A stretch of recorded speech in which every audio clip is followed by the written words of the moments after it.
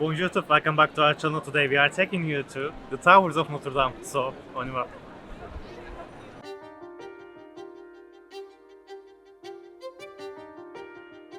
So we are just going to the roof of Notre-Dame. It's the first time for me. For Anton, it's the second or the third time. I don't even know. It's actually the second time for me, but it's super exciting because do you know why?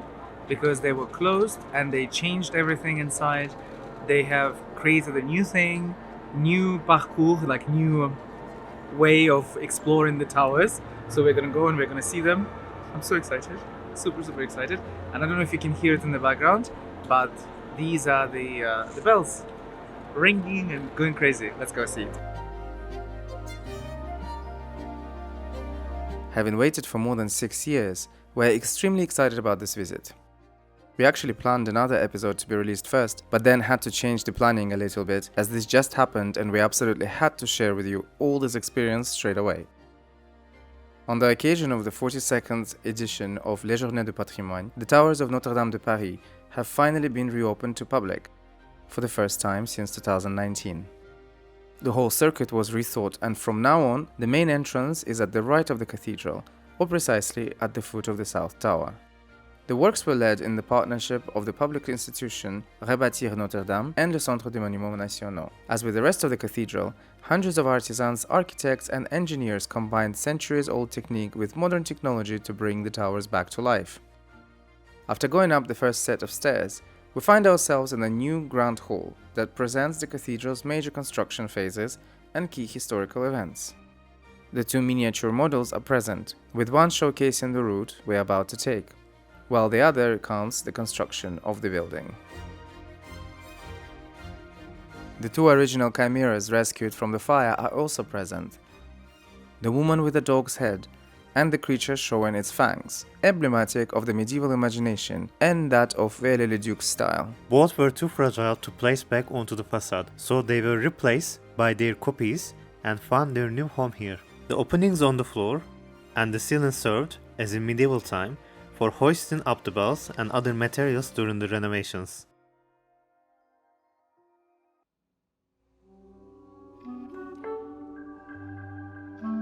Continuing our way up, we enter the quadrufold room, where the grand double helix staircase, made of solid oak, takes the center stage.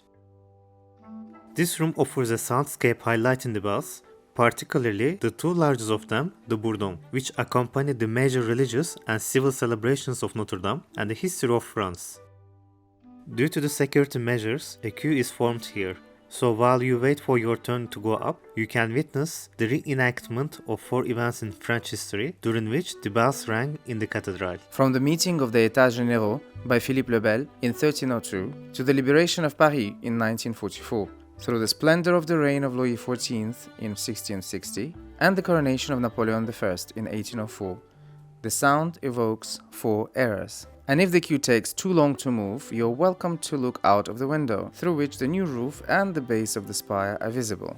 It's fascinating for us to see the same statues that we stood right next to when we visited the Notre Dame exhibition at the Cité de l'Architecture et du Patrimoine back in 2023, where these same statues found refuge during the years of restoration. The 178-step double helix staircase, made of over 1,200 pieces of solid oak, is entirely self-supporting and located 30 meters high in the South Tower. It allows access to the 13.3 tons bourdon called Emmanuel. We will see it in all its glory in a bit. The staircase is designed to completely separate the ascending and descending visitors. Adapted to the vast belfry, at 21 meters high, 3.6 meters in diameter, and weighing 20 tons, this structure absorbs the bell's vibrations. It required 1,400 design hours and about 9,200 workshop hours by 15 carpenters, 3 joiners, and 3 apprentices. It must be added that this tower was rather spared during the 2019 fire, and so a lot of original wood is still present, with damaged bits having been replaced by perfectly matched new wooden pieces. A few steps higher, and we get the first glimpse of Paris from above.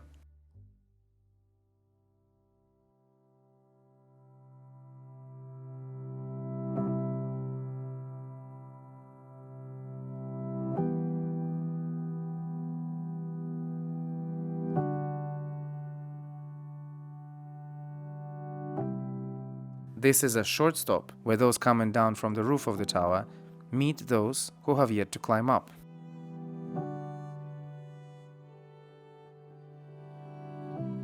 It's a fascinating spot to appreciate the left bank of the capital. It is also where you get rather close to the gargoyles who endlessly watch over the city. From here one can truly appreciate the height and the size of the iconic Saint-Sulpice and the Pantheon, both of which we visited and filmed several episodes about. Moments later, we continued our way up, and voila, the summit of the South Tower.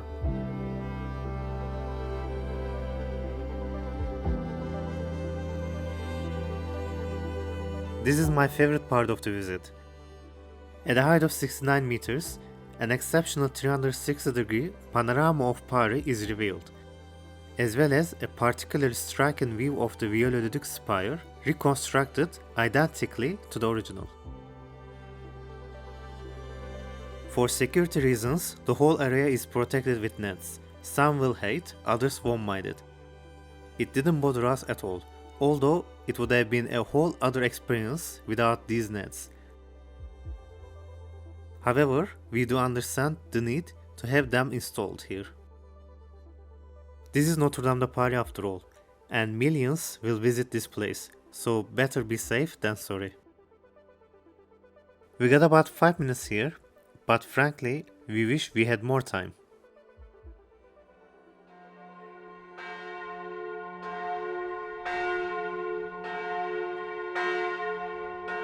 On our way back down, we are met with the magnificent bourdons, Emmanuel and Marie. They are located approximately 60 meters above the ground in the bell chamber. Emmanuel weighs 13.3 tons and dates back to 1686, while Marie is lighter at 6.2 tons and was placed alongside Emmanuel in 2013 on the occasion of the Cathedral's 850th anniversary. It must be noted that Emmanuel is also the second largest bell in France. The two wooden yokes, gigantic pieces of solid oak, had to be completely rebuilt due to their fragile condition. After approximately 70 hours of design and nearly 500 hours of fabrication in the workshop in Strasbourg, the yokes were assembled and launched in July this year. Descending down the spiral staircase leads us to the Cistern Courtyard.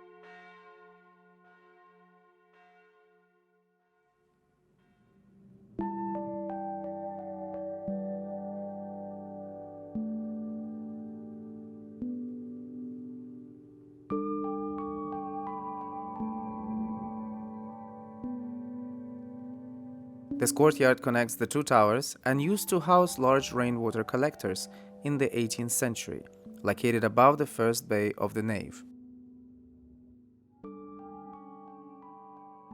Today we are fortunate to be able to walk here and get as close as possible to the view of the forest, the masterpiece of the cathedral's roof structure, restored in solid oak according to the medieval design of the original that was lost in the fire of 2019. Being here feels deeply intimate, as if we've been welcomed into someone's home, yet that someone is far beyond human comprehension, someone far more divine. In truth, being here feels sacred. The views don't disappoint either. La Tour Eiffel, La Sainte-Chapelle, and the whole of central Paris remind us that we're indeed in the heart of the capital. Honestly, this is my favorite part of today's visit.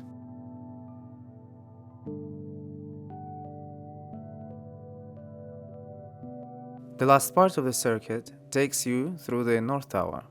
On the evening of the fire of April 15, 2019, the belfry of this tower was the scene of the firefighters' final battle and victory. The entire structure was largely saved, but many of its beams were charred. The bells from this tower were saved, but had to be taken to the workshops of the Cornille-Havard foundry in Manche. They were reassembled in the North Tower on September 12, 2024. I remember how different this place looked prior to the fire, as it is through this tower that visitors climbed up onto the roof. I even got a photo with one of the bells at the time. Today, as you go down the North Tower, you are accompanied by a sound creation of the composer Valerie Vivanco, also known as Ocean Viva Silver, that follows you on your descent from the celestial back to the terrestrial city existence. If before it was a fantastic visit to the towers of Notre-Dame, now this is an experience on a whole other level. It was fantastic. Literally, we spent almost 2 hours up there and no one was rushing us, and I really enjoyed it. I absolutely loved it. They basically reversed everything. You used to start from the North Tower and then end at the South Tower. Now it's in reverse, and I absolutely loved it. Why? Because it's all done in a sense that you get the story, you get the history, you get the experience, and the equipment that they put, like the staircase and everything. It's just so comfortable and so lovely and so neutral, we will say. It doesn't contrast with anything, but at the same time it respects the structure. I absolutely loved it, highly recommend it. One thing to remember, no elevators. So if you have problems with going up and down with stairs and stuff, it's gonna be difficult. There are a lot of stairs, a lot. You go up, you've seen the video. And so you really need to be at ease. And the other thing is, you wait a little bit here and there, but it's an absolutely amazing visit. It's so beautiful. Highly recommended. That's all I can say. And I hope you enjoyed this visit as much as we did. And let us know in the comments what you thought. And yeah, until the next one. Au revoir.